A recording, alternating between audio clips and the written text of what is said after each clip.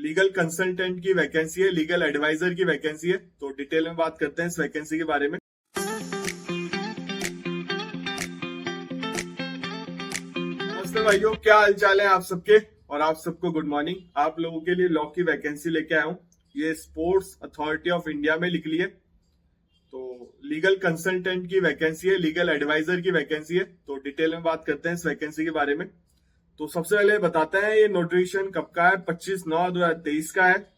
ये sports authority of India SAI is autonomous organisation under administrative control of ministry of youth affair sports with head office at Jawaharlal Nehru sports complex. ये new Delhi में है। और application है for, ये invitation है पूरा। इसमें बहुत सारी वैकेंसी है, मैं बताता हूँ आपको। जूनियर कंसल्टेंट की है, जूनियर कंसल्टेंट जनरल, और ये परफॉर्मेंस मॉनिटरिंग भी है, जूनियर कंसल्टेंट इंफ्रा की भी है, जूनियर कंसल्टेंट अकाउंट फाइनेंस की भी है, जूनियर कंसल्टेंट लीगल की भी है। कितनी वैकेंसी है? 2 वैकेंसी है। और वैकेंसी कहाँ पे रहेगी? SAI sports authority head office में रहेगी, पटियाला। तो ये आप पर ऑल ओवर इंडिया की वैकेंसी है, तो ट्रांसफर ही आपका कहीं पे भी हो सकता है, ये सोच के मत सोचना। बट ये वैकेंसी जो है मैं आपको बता रहा हूँ। इसकी ऑफिशियल वेबसाइट बता देता हूँ,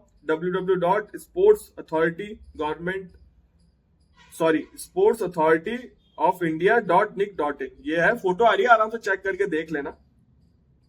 इसका अगर लिंक ना मिले तो मुझे इंस्टाग्राम पे मैसेज कर देना, ये तो मैं डिस्क्रिप्शन में ही डाल दूंगा, आप लोग चेक कर सकते हो।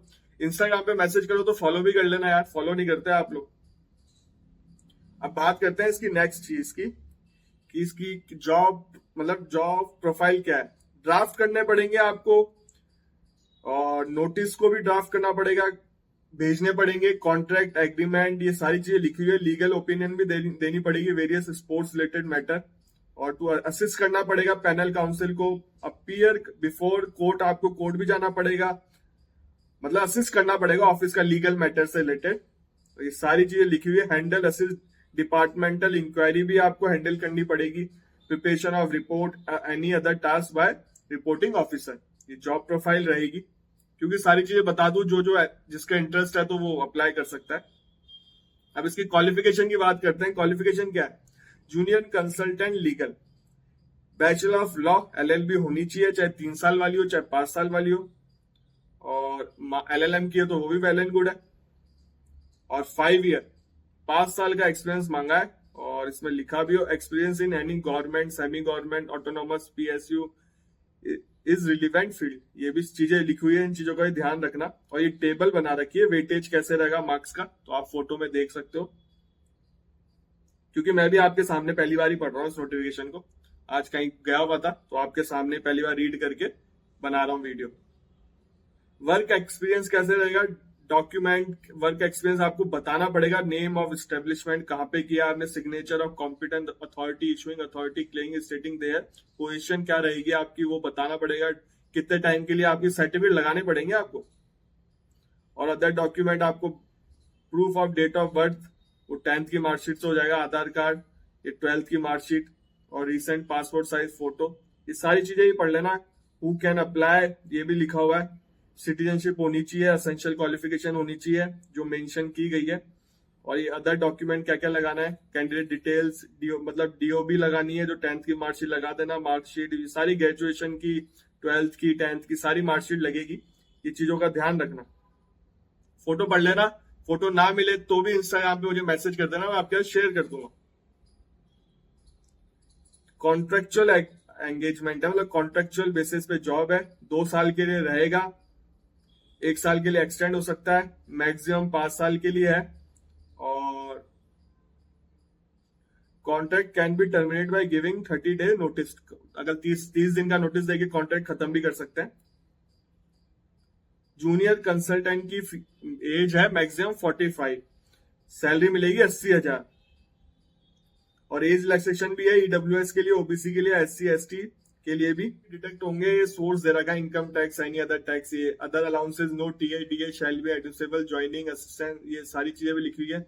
No other facility like DA accommodation, residential, phone, convenient transport, personal staff, medical, ये कोई फैसिलिटी नहीं मिलेगी इसमें आपको। HRA LTC ये सारी चीजें लिखी हुई है। एक्सटेंशन पीरियड का भी बता रखा है, 7% इंक्रीमेंट मिलेगा, ये चीजें हैं। लीव के बारे में बता रखा है, 2.5 डे ईच कंप्लीट मंथ, ये आपका लीव का दे रखा है। पोस्टिंग आपको vacancy or primary location specify in the advertisement. Post आपकी प्राइमरी जो मेंशन थी पटियाला थी। हाउ टू अप्लाई, कैसे अप्लाई करना है आपको, candidate apply online through link के थ्रू आपको अप्लाई करना है ऑनलाइन। और ये डॉक्यूमेंट आपको बता दिया। लास्ट डेट है इसकी 11/10/2023, स्टार्ट हुआ है 27, ये ध्यान रखना 11/10/2023 की लास्ट डेट है। तो परसों वीडियो डालूंगा तो आपको मिलेगा, आज 5 या 7 तारीख को ये वीडियो मिलेगा आपको। तो रहेंगे आपके 3-4 दिन आपके पास रहेंगे। सारी चीजें बता दी मैंने आपको, तो ज्यादा डिटेल में क्या जाऊं इसके बारे में। तो चैनल पे पहली बार आया हो तो चैनल को सब्सक्राइब कर जाना। इस चैनल पे लॉ से रिलेटेड वीडियो आते हैं, लॉ ऑफिसर की वैकेंसी कहीं पे भी आए, सिविल जज की वैकेंसी कहीं पे भी आए, मैं बताता हूँ। और अभी यार पेपर हुआ था वो हाउसिंग बोर्ड का, उसका रिजल्ट आया, उसमें कुछ नहीं बताया कि मतलब केवल रोल नंबर लिख दिए, तो बच्चों के मन में डाउट आ रहा है। देखो मेंशन तो करेंगे वो कितनी कट ऑफ गई है, क्या नंबर आए, बट हाँ पहले उनको कट ऑफ बतानी चाहिए थी अगर रोल नंबर बता रहे हैं। देखो मैंने बताया भी था हाउसिंग बोर्ड के पेपर के, मतलब पहले न्यूज में आती थी कि अगर पेपर के सर्वर हैक कर लिए थे, वो न्यूज मैंने आपके साथ शेयर कर ली थी। अब आज के टाइम पे यार अपन क्या ही बोले, स्टूडेंट कर भी क्या सकता है, जो अथॉरिटी कर रही है उसको। आप ये कर सकते हो कि रिट लगा सकते हो, अगर किसी को लग रहा है, आप सब वकील हो, रिट लगा लो, एक वकील कर लो। अच्छा मैंने तो देखो बिना पढ़े दिया था, पर जिन्होंने पढ़ के दिया, जिन्होंने मेहनत करी है, वो रिट लगा सकते हैं, तो रिट लगा लीजिए। और कट ऑफ तो उनको बतानी चाहिए, उन्होंने केवल रोल नंबर लिखे हैं, कोई कट ऑफ मेंशन नहीं करी, बस सेलेक्ट हुआ है उनकी एप्लीकेशन नंबर, रोल नंबर भी नहीं, एप्लीकेशन नंबर मेंशन कर रखे। तो अब क्या कर सकते हैं, क्या नंबर आए किसी बच्चे को कुछ नहीं पता, बट मेरे हिसाब से बाद में करेंगे, और नहीं करेंगे तो आपको रिट बिल्कुल लगानी चाहिए।